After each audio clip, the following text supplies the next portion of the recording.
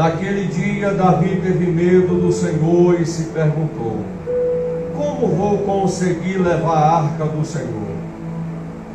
Por isso ele desistiu de levar a arca do Senhor para casa, para a cidade de Davi. Em vez disso, levou-a para a casa de Obed-edom de Gate. A arca do Senhor ficou na casa dele por 3 meses. E o Senhor o abençoou e a toda a sua família. Repitam comigo: e o Senhor o abençoou e a toda a sua família. E disseram ao rei Davi: o Senhor tem abençoado a família de Obed-edom e tudo que ele possui por causa da arca de Deus. Então Davi, com grande festa, foi à casa de Obed-edom e ordenou que levasse a arca de Deus para a cidade de Davi. Amém? Glória a Deus. Os irmãos, podeis assentar. Em nome de Jesus. Que o Senhor nessa noite possa nos conduzir através da revelação do seu Espírito na exposição da sua palavra. Quantos nessa noite vieram ouvir Deus falar? Aleluia, Deus. Glória a Jesus.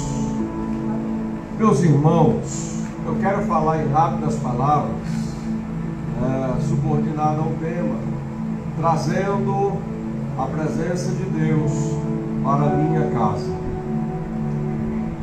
Este contexto que acabei de ler aos irmãos relata dentro do texto a atitude de Davi de ir em busca da arca da aliança, que por mais ou menos 40 anos ela ficou ausente do seu lugar real, do lugar santíssimo. A tenda, como no princípio, ela era dividida em 3 partes: o átrio, o lugar santo e o lugar santíssimo. O lugar santíssimo era onde ficava a arca da aliança.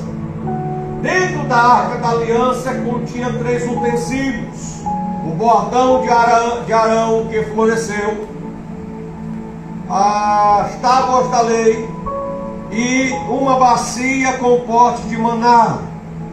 O bordão de Arão que floresceu foi quando questionaram Moisés e disse: Moisés, por que vai ser o teu irmão sumo sacerdote? Ele é o teu irmão, mas não foi Moisés que escolheu Arão, foi Deus que escolheu Arão para o ofício sacerdotal. Então foi separado cada líder de cada tribo, foi enterrado o seu bordão, e o bordão que florescesse era aquele a quem Deus havia escolhido. E assim aconteceu. Deus fez o bordão de Arão florescer, indicando, por sinal, que era Arão que Deus havia escolhido. Por que, irmãos? Porque quem escolhe é Deus, quem chama é Deus. Às vezes eu quero, mas Deus não quer. Deus tem outros propósitos para a minha vida. Você observa que lá dentro também tinha as 10 tábuas da lei. As primeiras tábuas, quem escreveu foi Deus. Deus a lapidou de uma rocha e escreveu os 10 mandamentos. Porque Moisés passou 40 dias e 40 noites na presença de Deus no monte. É interessante frisar aqui que o povo, quando olhava para cima do monte, ele via o monte fumegando, ele ouvia trovões e relâmpagos. Era essa a expectativa e aquilo que o povo via, ouvia. Mas Moisés não. Moisés ouvia a voz de Deus. A Bíblia diz que face a face Moisés falava com Deus. Sabe o que isso quer dizer, irmãos? Que enquanto estamos no pé do monte, não temos a capacidade de ouvir a Deus da forma que Deus quer falar conosco. Oh meu Deus, se você tiver a capacidade, a coragem de subir no monte, quanto mais você sobe, quanto mais você chega no cume do monte, a voz de Deus vai deixar de ser relâmpago, vai deixar de ser trovão, vai deixar de ser terremoto, e você vai a cada dia mais compreendendo a voz de Deus. Quantos me ouvem? Amém. Glória a Deus. Então você observa que Moisés ouvia Deus, mas Deus estava falando com Moisés e estava observando o povo. Quando Moisés se ausentou, quando o líder da casa de Israel se ausentou, a ideia daqueles que veio entre os judeus, que disseminava a cultura lá do Egito.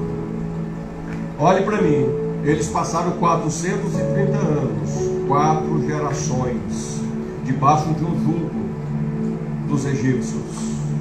Esta cultura foi impregnada neles, a cultura de adorar a deuses e venerá-lo. Então, quando eles chegam no pé do monte, aqueles que foram entre os judeus começam a pressionar Arão e desfazem o bezerro de ouro. Já faz aproximadamente 40 dias que Moisés subiu no monte e não voltou mais. Possivelmente ele está morto, e nós precisamos de um Deus que nós possamos venerar. Eles levantam o bezerro de ouro e começam a adorar. Olhe para mim, eles começaram a se prostituir, a ter relações sexuais no pé daquele bezerro de ouro. As relações sexuais dentro das culturas pagãs que adoravam, como Azera, Astarote, Dagon, Baal, não era por prazer, era uma forma de adoração. Quando eles estavam fazendo relações sexuais no pé do ídolo, era uma forma de eles adorarem. A questão é que no teu leito, quando você está tendo relação, a questão é, para quem que você está coabitando? Qual é a intenção? Você está adorando a Deus? Quantos estão entendendo? Amém. E você observa, irmãos, que quando Moisés desce, eles se iam. A Bíblia diz que a glória de Deus estava estampada no seu semblante. Ele não percebeu, mas todos que olhavam para Moisés viu o brilho da glória de Deus sobre a sua face. Aleluia. Até o ponto que pegaram seus cabelos e colocaram na frente do seu rosto como um véu. Olha para mim. Moisés se e disse: quem é do Senhor, venha até mim. Os primeiros foram os filhos de Levi. Todos aqueles foram mortos, porque Moisés pegou as tábuas da lei que Deus escreveu e recolou no ídolo. Disse: se vocês não querem servir a Deus, para que leis? Por que elas estão estabelecidas? Ele destrói as tábuas. Lá vai Moisés de novo subir no monte, falar com Deus e interceder pelo povo. Aí não é mais Deus que escreve, Deus cita e Moisés vai lapidando, escrevendo aquilo que Deus está falando. Aleluia a Deus. Glória a Deus. Olhe para mim. Moisés falava e ouvia Deus e tinha intimidade com Deus, porque ele subiu ao monte, mas quem estava no pé do monte não. Então dentro da arca da aliança estava as 2 tábuas da lei, compondo os 10 mandamentos. Dos 10 mandamentos veio as 613 preceitos da lei, estabelecendo como o homem devia andar, seguir, obedecer ao Senhor nosso Deus. A base de direção de como servir a Deus estava dentro daquilo que Deus havia estabelecido pelas suas leis. Quantos estão entendendo? Glória a Deus. Então elas também estavam dentro da arca da aliança. O que é que tinha dentro da arca da aliança? Uma bacia com o maná. Deus disse: olha, vocês estão com fome. Isso eles andando no deserto, 50 graus, 60 graus de calor. Deus não deixou as vestes envelhecerem, nem as sandálias. Deus não deixou em nenhum momento eles passarem fome. Então todos os dias caía codorna, descia o maná, Deus provendo e sustentando, gerando provisão para o seu povo. Mas Deus deu uma lei, disse: olha, comam, não guardem para o outro dia. Mas como o povo é incrédulo, como o povo tem os ouvidos, as suas janelas fechadas, guardavam. Não, porque amanhã nós não vamos ter, vamos guardar. Sabe o que aconteceu? No outro dia amanhecia podre. Deixa eu olhar para você. Você confia no Senhor? Você acredita na palavra que o Senhor estabeleceu? Olhe para mim. Nada de Deus pode ser formado na nossa vida se não for através da sua palavra. Todo o conceito de conhecimento de Deus dentro da sua direção é dada através da sua palavra. Se você conhece a Deus e tem direção de Deus, é porque foi estabelecido pela direção da palavra de Deus. Então, dentro da Arca da Aliança tinha o bordão de Arão que floresceu, tinha as 2 tábuas da lei e tinha um pote de maná. E a Arca da Aliança, ela era colocada no lugar santíssimo. Uma vez por ano, o sumo sacerdote entrava no lugar santíssimo. Ele oferecia sacrifício por si mesmo, depois oferecia sacrifício por todo o povo. Por que era feito isso, irmãos? Porque tinha a festa dos tabernáculos, a festa do Pentecoste, a Páscoa e a festa das primícias. Elas aconteciam sucessivamente. Todos os judeus de todas as partes do mundo se reúnem em Jerusalém para comemorar. Então o sumo sacerdote, ele ia entrar no lugar santíssimo. A história diz que eles entravam com sino e com uma corda amarrada, porque caso ele morresse lá dentro, as pessoas puxavam, porque eles não poderiam entrar, senão seriam fulminados. Mas na história não existe nenhuma narrativa que o sumo sacerdote morreu lá dentro. Como é que eles entravam lá dentro? Eles entravam, davam 6 passos. No 7º eles se curvavam e de cabeça baixa. Quando Deus falava, que as pontas dos querubins fazem isso aqui, ó. Entre os querubins, elas são ligadas. Na tampa da arca tem 2 querubins com as pontas ligadas. Entre eles é o propiciatório. Ali é onde tem a presença de Deus. Quando Deus aceitava o sacrifício do sumo sacerdote, ele não fazia isso para sair. Ele se levantava e saía assim, ó. Porque ele não virava as costas para Deus. Isso, quando o sumo sacerdote saía, irmãos, toda a nação vacionava e glorificava ao Senhor. Aleluia, Jesus. Sabe por quê? Porque era a confirmação que Deus havia aceitado os sacrifícios, as ofertas. Era a confirmação que a nação teria um ano próspero. Sabe o que isso quer dizer? Os novilhos, as ovelhas, as plantações iam dar a 100 por 1. Quantos estão me entendendo? Glória a Deus. Agora escute. Por que foi necessário construir a Arca da Aliança? Para ser a referência da presença de Deus. Porque era Deus que falava com o povo. Moisés é que falava com o povo, e Moisés trazia a mensagem para o povo. Mas Moisés disse: Senhor, tu precisa se apresentar para o povo como se apresenta para mim. Então Deus disse: olha, então manda o povo se santificar.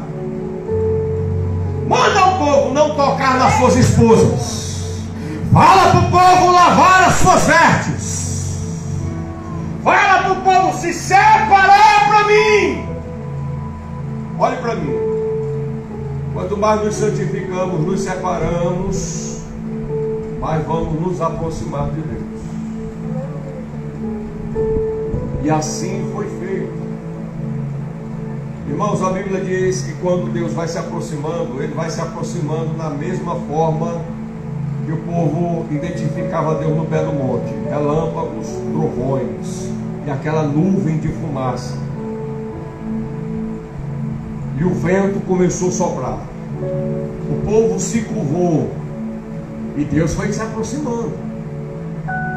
Como Moisés tinha intimidade, sabe o que o povo disse? Moisés, que fale tu conosco o que o Senhor disser, não o Senhor, porque eles temeram a presença de Deus.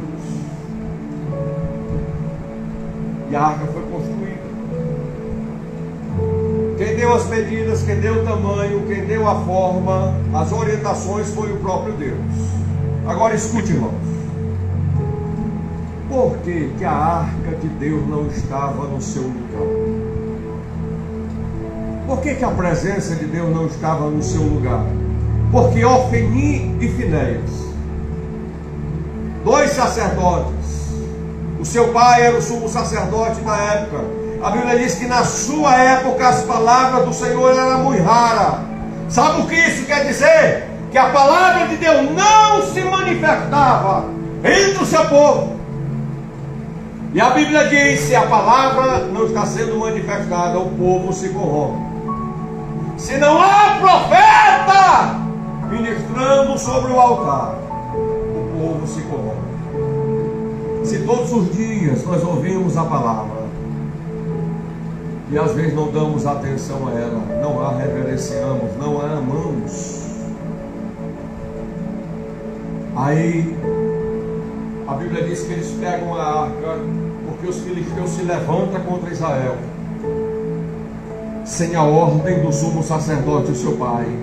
Pegam a força e vão para a batalha. Conforme já havia falado pelo profeta, morre Ofni e Finéias, morre todo o exército e sobra um. Eli estava sentado sobre a cadeira. Quando ele traz notícia da guerra, diz: olha, o exército morreu, os teus filhos morreram. Ele cai da cadeira e quebra o pescoço e morre. Então o que acontece? A arca fica lá no meio dos filisteus. Colocam a arca do Senhor em frente ao seu Deus. Quem era o Deus dos filisteus? Dagon. Só que Dagon amanhece no outro dia, todo quebrado e curvado perante a arca do Senhor. Os filisteus levam a arca do Senhor, se não me falha a memória, as 6 cidades que eles governam. Todas as 6 cidades são amaldiçoadas, com pragas. Então eles veem que não era bom eles ficarem com a arca. Eles vão a Bet-Semes, uma cidade, e deixam a arca lá. Desta cidade, a Bíblia diz que eles trazem ela para Kiriat-Jearim. Em Kiriat-Jearim é a casa de Abinadab. Abinadab tem 3 filhos: Eleazar, Uzá e Aiô. Aí eles consagram Eleazar responsável para cuidar da arca. Só que, queridos irmãos, a arca passa 20 anos na casa de Abinadab. Quando Davi já está reinando sobre o trono, ele já foi ungido para reinar sobre a casa de Israel. Eu pergunto aos irmãos: a presença de Deus habitava na vida de Davi? Sim. Sim ou não? Sim. A arca não estava lá, mas a presença de Deus habitava na vida de Davi. Por quê?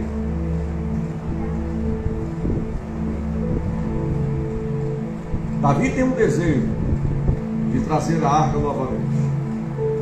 Olhe para mim, irmãos. Davi, desde a sua meninice, ele amava o Senhor. Quando ele estava no cuidado das ovelhas, a Bíblia diz que ali ele louvava, porque ele era tocador de harpa. Davi tinha um zelo muito grande pelo rebanho e tinha um zelo muito grande pelo Senhor. Os irmãos lembram do véu? Que o povo não conseguia olhar para a face de Moisés por causa do brilho da glória de Deus. Teve que colocar o véu. Entre o Santo dos Santos e o lugar santo tinha um véu, sim ou não? Sim. E a pergunta é, por que tinha um véu? Deus sempre quis falar com o homem face a face. Deus sempre quis que o homem tivesse um relacionamento com ele. Deus não quer nenhum véu, nenhuma separação.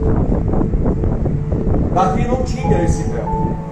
Dentro do seu relacionamento com Deus, o véu era tirado. Como no relacionamento de Deus com Moisés. Existia algum véu? Olhe para mim. Eu quero que você aprenda. Existia algum véu entre o relacionamento de Moisés e Deus? Não. Por que precisou de um véu entre o relacionamento de Deus com o povo? Davi não tinha esse véu, que significa separação. Quando o escritor aos Hebreus escreve, ele diz: pois agora, irmãos, tendo intrepidez de entrar na presença de Deus, pelo véu, a carne, o corpo de Cristo, e pelo seu sangue.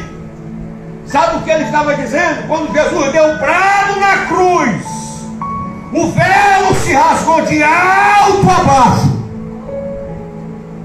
O próprio Deus rasgou o véu, dizendo: a partir de hoje não haverá separação entre mim e o povo. Aleluia. Glória a Deus. Não haverá separação. Aleluia, Deus. Eita, glória a Deus. Não haverá. Não puderam mais emendar o véu, porque, irmãos, a grossura do véu era a grossura da palma de uma mão. Era pesado. Era levado por 6 juntas de boi quando era transportado, antes da construção do templo. Então existia uma separação. Mas Moisés, Davi, alguns homens de Deus, você vai observar que não existia essa separação, esse véu. Por quê, pastor? Porque Davi, a Bíblia o considera como um homem segundo o coração de Deus. Sabe o que isso implica? Mesmo Davi cometendo as suas atrocidades, ele estava de joelho lá chorando: tem misericórdia de mim, ó Deus. Eu pequei. Seja o Senhor juiz sobre a minha causa, sobre a minha vida. Davi tinha um coração quebrantado e contrito, irmão, diante de Deus. Era ele, Deus, Deus e ele. Aleluia, Jesus. Então você vai observar. E Davi disse: eu preciso trazer a arca. Davi pega 3.000 soldados, chama os sacerdotes, chama os levitas, pega uma junta de bois e uma carroça nova, e disse: vamos na casa de Abinadab. Chega na casa de Abinadab, como rei, ele pega a arca, coloca em cima da carruagem. E a Bíblia diz que eles vêm tocando e louvando no percurso. Quando chega em uma certa localidade, próximo à eira de Narcom, a Bíblia diz que a carroça bate, eu acredito que numa pedra, sacode e a arca vai para cair. A Bíblia diz que Uzá vai pegar a arca para não deixar cair. Ele é fulminado e morre na hora. Agora olhe para mim. Quando Davi saiu da casa de Abinadab, ele tinha uma direção: Jerusalém. Até então ninguém conhece a história de Obed-Edom. Ele é esquecido na história. Mas como Davi ficou com medo do que aconteceu, ele resolve deixar a arca na casa de Obed-edom. O que eu acho lindo nessa história, e Davi vai para Jerusalém, é que a casa de Obed-edom, irmãos, quando a presença de Deus entra dentro da casa dele, tudo na vida dele prospera, inclusive a sua família. Ele não era conhecido de ninguém, mas quando a presença de Deus entra, os seus vizinhos, as cidades, até o ponto que chegou aos ouvidos de Davi, Deus tem abençoado Obed-edom. Aleluia, glória a Deus. Tudo na sua casa prospera, a sua família está prosperando. O que nos faz conhecido é a presença de Deus e a reverência que temos com ela. Aleluia. Não se carrega, irmãos, a presença de Deus de qualquer forma. A presença de Deus está aqui. Uma coisa é a presença de Deus estar, outra coisa é a presença de Deus se manifestar. Aleluia, Deus. Só que você vai perceber na história que sempre é a presença de Deus que nos persegue. Nunca é o homem que persegue ele. Não foi nós que amamos a Deus primeiro, foi Ele que nos amou. Porque se dependesse da humanidade, se voltar a Deus por si só, todos estavam condenados. Mas a Bíblia diz que Deus nos amou e deu seu unigênito Filho, para que todo aquele que nele crê não pereça, mas tenha a vida eterna. Aleluia. Foi Deus que trabalhou por meio de Cristo para construir a porta da salvação, para que todos aqueles que entrem por ela, entrem, saiam e achem pastagem, intimidade, comunhão, alimento. Então você vai perceber que quando Davi chega na casa de Obed-edom, disse: olha, eu trouxe a arca, e eu quero que ela fique na tua casa. Sabe o que isso quer dizer, irmãos? A presença de Deus bateu na porta da casa de Obed-edom, como ela está batendo na porta do seu coração nessa noite. É você que sabe como está a tua vida com Deus. É você que sabe como está a tua comunhão com Deus.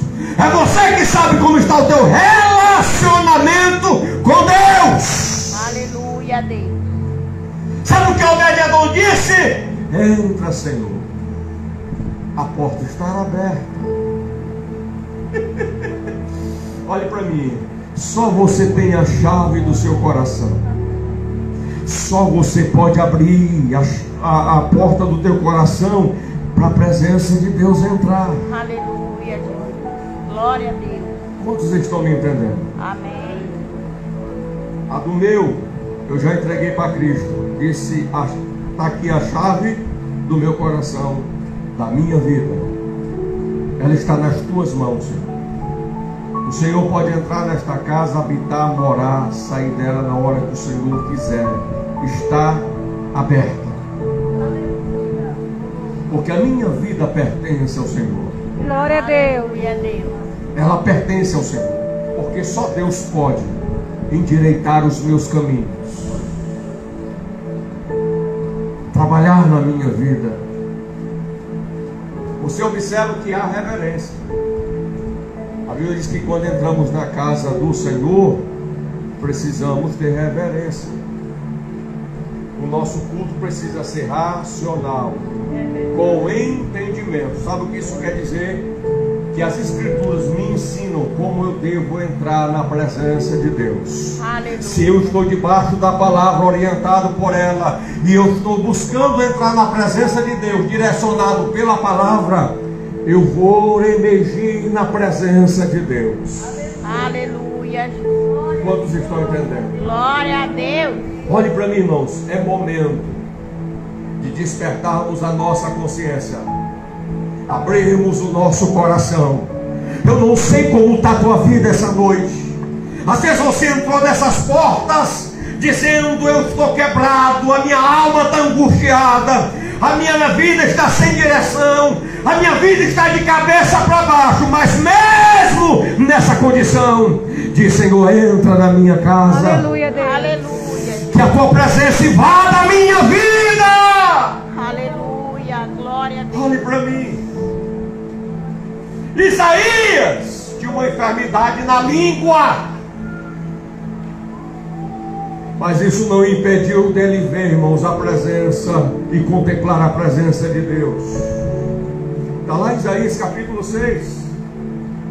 Quando a presença de Deus se manifestou, ele entendeu quem ele era, o que ele estava fazendo, o que ele estava falando.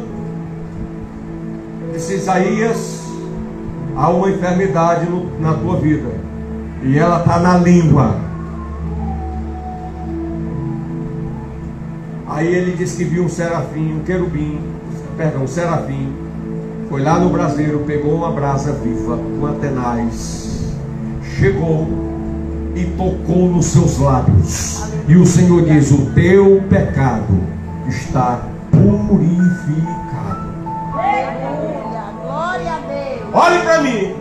A presença de Deus, ela vem para mudar a nossa vida, mudar a nossa história. Quantos desejam a presença de Deus? Glória a Deus. Aleluia a Deus.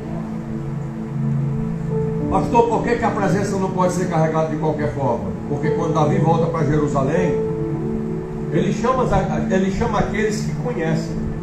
Quem são? Os sacerdotes, o sumo sacerdote. Ele chama os levitas. Olhe para mim. Quando Davi saiu da casa de Abinadab, tinha música, sim ou não? Tinha adoração, sim ou não? Davi estava adorando, sim ou não? Mas Deus não estava recebendo. Não estava conforme aquilo que estava estabelecido. Quando Davi volta para a casa de Obed-edom, porque ele é sabedor que a casa de Obed-edom é próspera, a sua família é próspera. O único segredo, irmãos, da prosperidade na nossa vida é só essa: se a presença de Deus está emanando na tua vida e através da tua vida, é impossível você não ser próspero. Quer ser próspero? Mergulhe a sua vida no Senhor. Deixe a presença de Deus te direcionar e te guiar. Agora, quando ele volta, não. A arca precisava ser carregada nos ombros dos sacerdotes ou dos levitas. Aí você, olha aqui, já estou encerrando. Você observa que os sacerdotes pegam a arca nos ombros. Eles vão adiante, junto com os levitas. A música, a louvor, a adoração. A adoração estava presente, a arca estava sendo conduzida de forma correta. Só que tinha uma coisa, no diferencial aí. Davi dava 1, 2, 3, 4, 5, 6. No sétimo, ele se curvava, levantava o altar e sacrificava um novilho ao Senhor. 20 quilômetros ele fazendo isso. Quando terminava o sacrifício, e os levitas não paravam de tocar e de adorar, eles se levantavam. 1, 2, 3, 4, 5, 6. O sétimo se curvava de novo, levantava outro altar e sacrificava outro novilho. Assim foi até chegar em Jerusalém. A Bíblia diz: não te apresses em sair da presença do Senhor teu Deus. Nós somos uma geração muito apressada. Quando vamos orar, estamos olhando o relógio e dizemos: eu tenho que fazer isso, eu tenho que fazer aquilo. Quando vamos para um culto, ficamos olhando no relógio Eu não estou dizendo aqui que é para me ficar no culto até meia-noite. Eu não estou dizendo aqui que o culto é para terminar 10 horas. Eu estou dizendo que quando você atravessa os atos, em 1h30 ou 2 horas que você tem para adorar, para você cultuar a Deus, cultue. Aleluia. Adore. Glória a Deus. Aleluia. Sinta Deus. Tenha relacionamento com Ele. Fale para Ele como você está. Isso é culto.